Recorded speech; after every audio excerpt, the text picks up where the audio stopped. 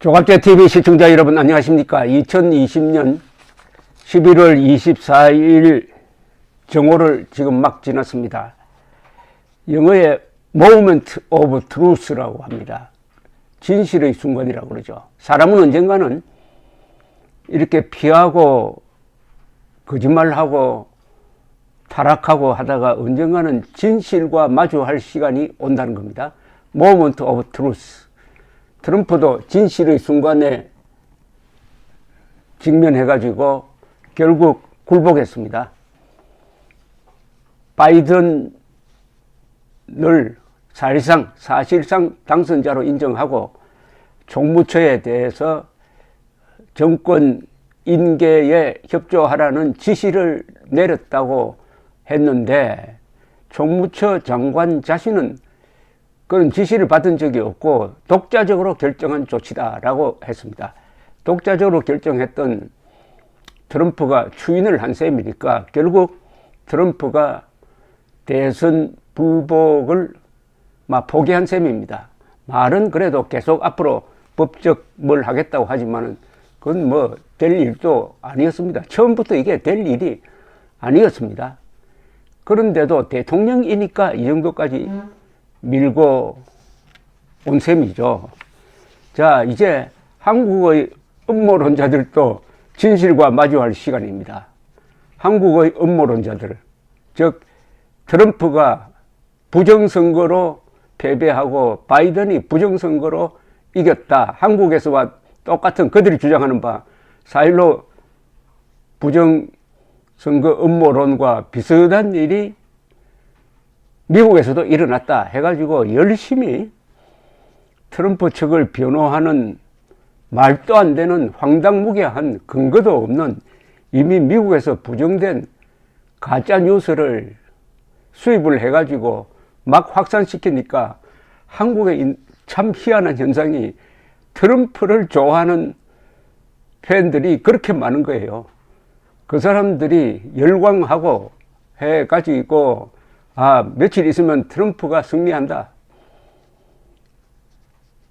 오는 1월 20일에 트럼프가 백악관을 나가지 않고 제2기 트럼프 행정부를 출범한다. 이렇게 망상에 빠졌던 적이 있는데 문제는 그 빠지도록 했던 이 한국의 음모론자들이 이제 진실의 순간과 마주했습니다.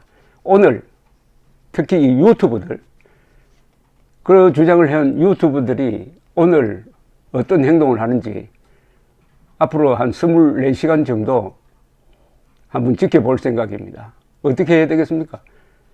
그동안 거짓말 한 걸 인정하고 사과하고 관련 동영상을 내려야 되는 것 아닐까요? 근데 그렇게 하는 사람도 있겠지만은 계속 고집을 피울 수가 있겠는데 어떻게 고집을 피울지 모르겠습니다. 트럼프가 우리를 배신했다고 할까요? 트럼프가 매수당했다고 그럴까요? 그러나 말을 만들어내는 데는 말이 부족하지는 않습니다. 거짓말 하는데 이 국어사전에 단어가 부족해가지고 거짓말 못한 사람들 없습니다. 거짓말은 얼마든지 할 수가 있습니다. 문제는 거기에 안 속아야 되는데 특히 이 한국에서 그동안에 수많은 유튜브가 이런 주장을 퍼뜨렸는데 물론 다수 한국 사람들은 거기에 넘어가지 않죠. 그러나 애처로운 것은 우파 성향의 국민들이 거기에 속아 넘어갔다는 겁니다. 왜냐하면 이런 방송을 보낸 사람들이 좌파가 아니고 우파로 알려졌던 사람들이 이런 선동과 거짓말과 조작과 이런 소설을 쓰니까 거기에 넘어가서 열광하고 하다가 참 황당한 지경에 이르렀습니다. 특히 수많은 사람도 있지만은 제가 지적하고 싶은 사람 두 사람입니다. 신인균의 군사TV 또는 국방TV, 이분이 국방 전문가로 알려져 있어요. 그런데 이런 제목의 동영상 기사를 실었어요. 미 특수부대 선거 서버 급습, 선거 부정 결정적 물증 확보. 그 다음에 공병호 씨는 또 어떤 기사를 동영상에 실었느냐 하면은 공병호 TV는 이틀 전에 시드니 파웰 트럼프 팀 독일로부터 서버 압수 사실로 확인해 주다 라고 실었습니다. 시드니 파웰은 트럼프의 이 선거 소송 관계를 변호했던 변호사입니다. 시드니 파웰. 트럼프 팀. 그러니까 시드니 파웰과 트럼프 팀이 독일로부터 서버 압수 사실로 확인해 주다라고 단정했습니다. 이게 그러니까 6만 3천의 조회수를 기록했고, 아까 신인균의 미 특수부대 선거 서버 급습, 선거 부정 결정적 물증 확보, 이거는 일주 전에 올렸는데 22만 건의 조회수를 기록을 했습니다. 자, 신인균 씨는 국방 전문가로 알려져 있고요. 국방 전문 논평가로 알려져 있고, 이 공병호 씨는 교수 출신이고, 더구나 야당이군요. 야당의 공천관리위원장까지 했던 사람입니다. 두 사람은 자기 말에 책임을 져야 할 공인이라고 보여집니다. 근데 이 엄청난 이야기가 거짓말입니다. 거짓말도 여러 종류가 있는데 이거 완전히 새빨간 거짓말입니다. 이게 여러분 어떻게 생각하십니까? 미국 특수부대가 독일에서 전격 작전을 펼쳐가지고 어떤 회사의 전산 센터를 뒤져가지고 말하자면은 컴퓨터를 압수했다는 겁니다. 서버를 압수했다는 겁니다. 이게 가능합니까? 일본 자위대가 특수부대를 서울로 보내가지고 서울 삼성전자의 서버를 압수를 했다. 그거하고 똑같 마찬가지 아닙니까? 이런 주권 침해가 어디에 있습니까? 이게 있을 수가 있습니까? 근데 이 두 사람의 동영상을 읽어보면은 거기에 대한 하등 의문을 제기 안 해요. 아니, 주권 침해인데 어떻게 이런 일이 있을 수 있다고 생각을 해가지고 이런 동영상을 올려놓고 또 거기에 나름대로의 특히 공병호 씨 같은 경우에는 근사한 시나리오 소설까지 써가지고 이렇게 단정을 했느냐. 이것은 출발점이 미국의 음모론에서 출발을 했고요. 이걸 정복시킨 게 미국의 공화당 국회의원이고, 그 국회의원의 말을 또 퍼나른 게 트럼프 편에 선 요새 아주 친트럼프 선동 방송이고, 그 내용을 이 두 사람이 받아가지고 자체 검증하지 않고 이렇게 확대 재생산시켰습니다. 그 내용을 들어보면은 사실이라면 하는 이런 말을 붙일 때도 있는데, 전체적으로 보면은 사실로 단정하고 자신있게 이런 엄청난 주장을 했습니다. 그 서버에 보니까 부정선거의 증거가 있었다는 거죠. 그 서버에 보니까 부정선거의 증거가 있었다. 이게 또 한 바퀴 더 돌면은 그 서버에 보니까 한국의 4.15 부정선거 관계도 있었다는 이야기를 또 누가 덧붙여가지고 막 돌립니다. 그런데 두 사람이 지식인이라면은 최소한 미국 육군은 어떤 입장이냐. 육군이 했다는 겁니다. 육군의 무슨 특수부대가 했다는 건데. 아니, 그건 좀 알아봐야 되는 거 아닐까요? 아니, 그 회사는 또 어떤 반응을 내어놓았는지 그걸 좀 봐야 되는 것 아닙니까? 미국 육군과 이 해당 회사가 치명적인 명예훼손을 당하는데, 그런데 미국에서는 이미 일찌감치 미국 육군 대변인이 나와가지고 그런 사실 없습니다 라고 딱 간단하게 끝내버렸습니다. 그리고 그 회사 스커틀이라는 회사 사장이 나와가지고 우리는 프랑크푸르트에 사무실이 없습니다 라고 했어요. 우리는 프랑크푸르트에 사무실이 없습니다. 그럼 끝난 것 아닙니까? 근데 이 두 결정적인 두 당사자의 의견을 일체 무시해버리고 이렇게 밀어붙이는 이 배짱은 어디서 나왔느냐. 아, 미국 회사니까 소송은 안 할 거다. 이렇게 안심하고 하는 건지 우리 우파 성향 국민들을 얕잡아 보고 하는 건지 그 참 무모함에 감탄합니다. 어떻게 이렇게 무모할 수 있는지. 그래서 한 24시간 제가 기다려 보고요. 만약 이 두 신인균 그리고 공병호 두 사람이 여기에 대해서 사과한다든지 수정하지 않으면 제가 자초지종을 자세하게 적어가지고 여러분들에게 좀 보고를 해드리겠습니다. 그러나 아주 고칠 시간이 있다고 생각하고 한 24시간 정도 기다려 보겠습니다. 이거 좋은 사례입니다, 이게. 미국발 거짓말이 한국에 들어와서 어떻게 악용되느냐, 또 거기에 얼마나 많은 사람들이 속느냐, 그 댓글을 보고 제가 놀랐습니다. 바이든을 막 욕해요. 아니, 이 두 사람이 지금 반미운동 하겠다는 겁니까? 난 두 사람이 앞으로 24시간 안에 뭘 하지 않으면은 한국에 반미운동가가 새로 생길 판입니다. 그대로 밀고 나가면은 논리상 어떻게 될까요? 바이든은 부정선거로 당선된 사람이니까 우리는 인정할 수 없다.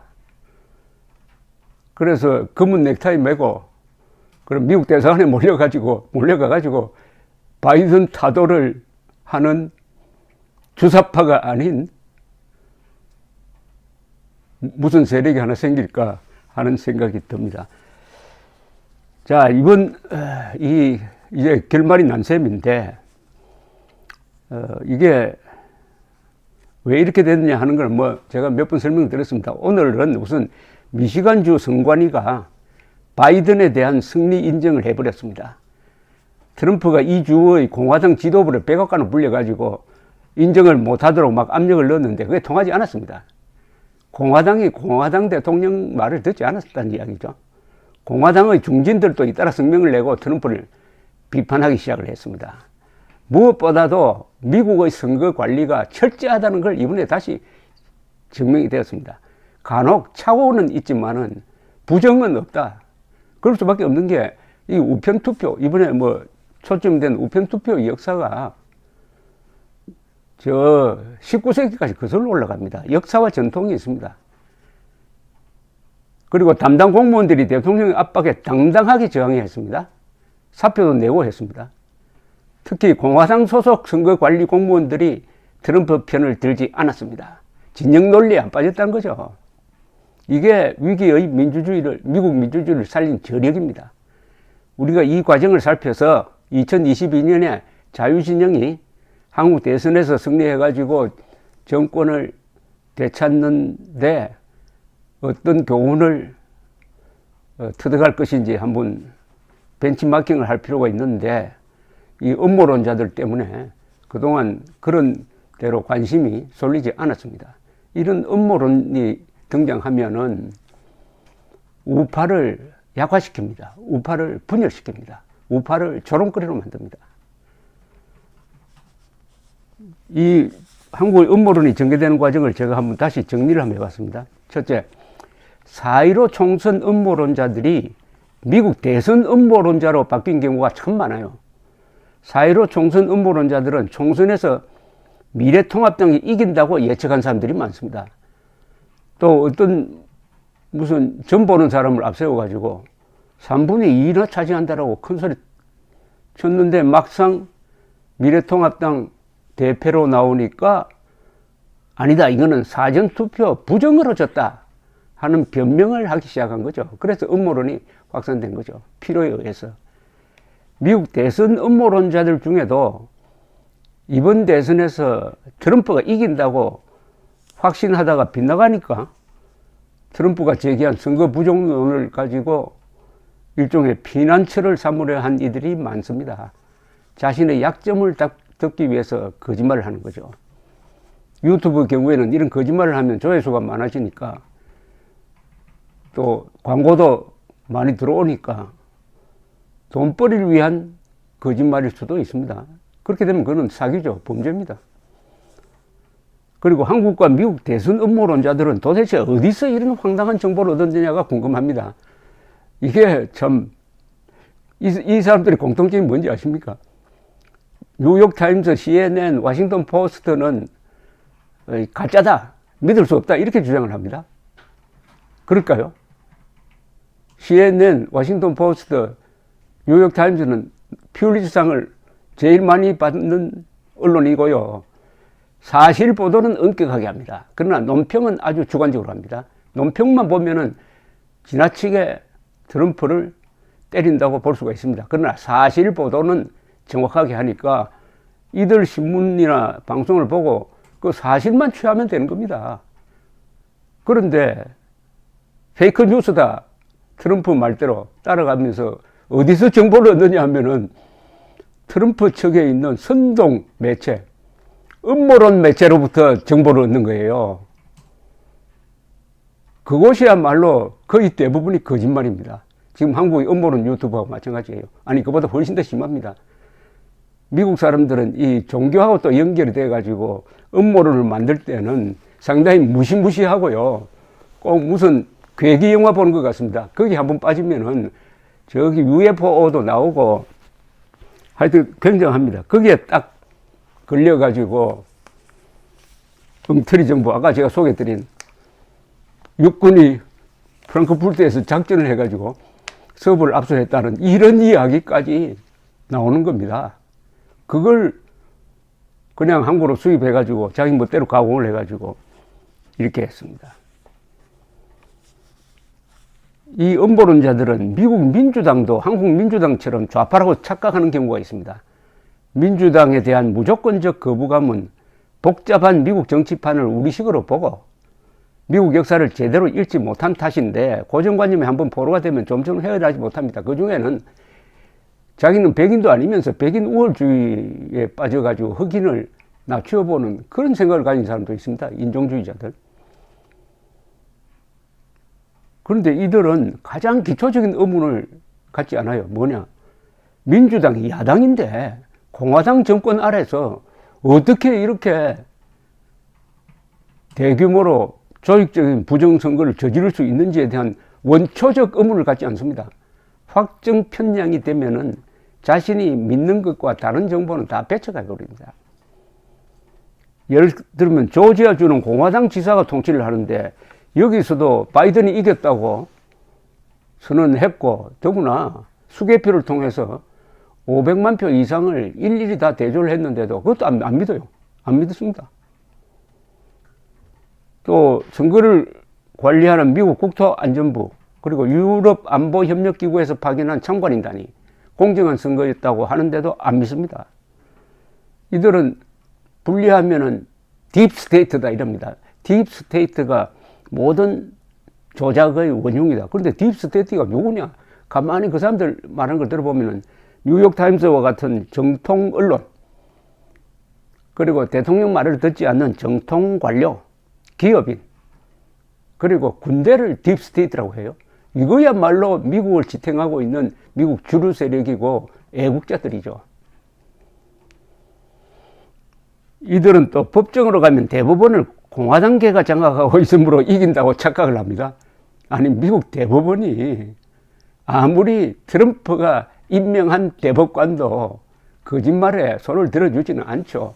이번에 수십 건의 소송을 했으나 거의 대부분 30대 2라고 합니다. 30군데에서 다 진 게 왜 그렇습니까? 그 중에는 골수 공화당 판사도 있었습니다. 그 판사가 펜실베니아 연방 판사인데 트럼프의 이 음모론을 뭐라고 했는지 아십니까?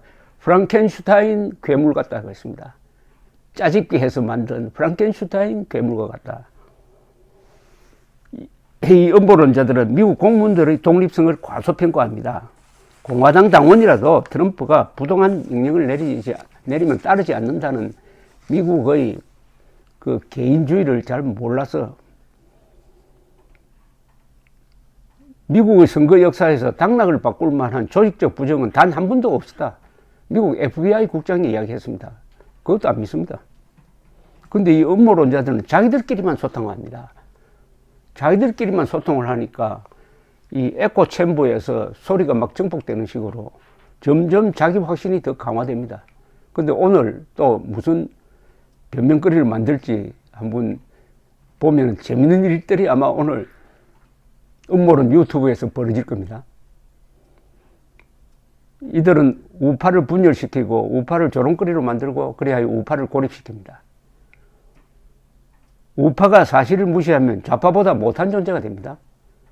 우파가 거짓을 선택하여 좌파에 대한 도덕적 우월감을 상실하면 이길 수도 없고 이겨도 아무 의미가 없습니다.